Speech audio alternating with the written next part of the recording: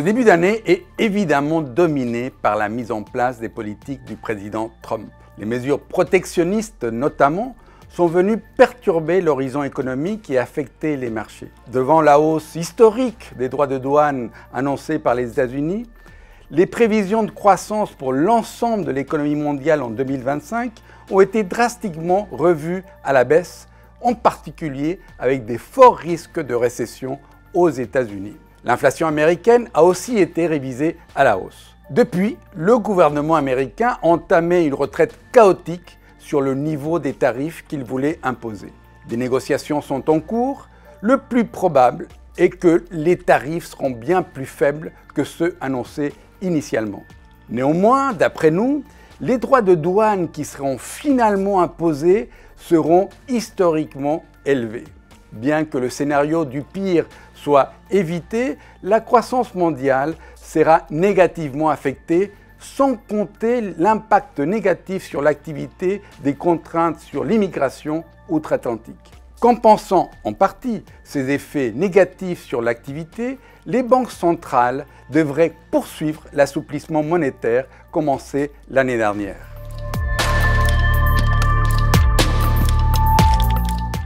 La baisse de la probabilité des scénarios les plus négatifs associés aux politiques américaines ont permis un retour de la prise de risque sur les marchés. Néanmoins, devant l'incertitude très importante qui règne aujourd'hui, nous optons pour une stratégie relativement prudente, évitant d'exagérer le pessimisme comme l'optimisme.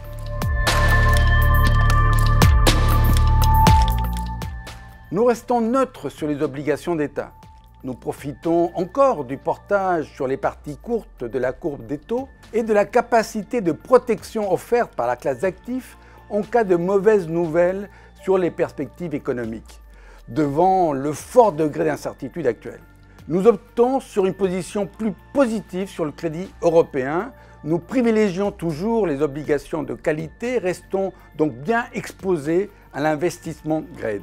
Nous augmentons aussi notre exposition sur les segments les plus risqués, le high yield, tout en restant très sélectifs. En effet, nous évitons les secteurs les plus touchés par les mesures protectionnistes américaines.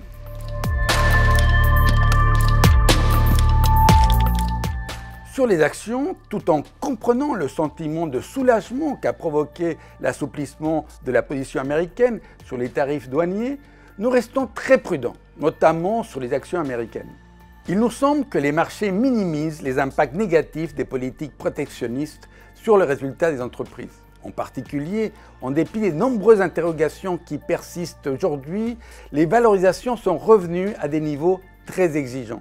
Nous sommes aussi prudents sur les marchés européens après leur bonne progression et restons plus constructifs sur les pays émergents.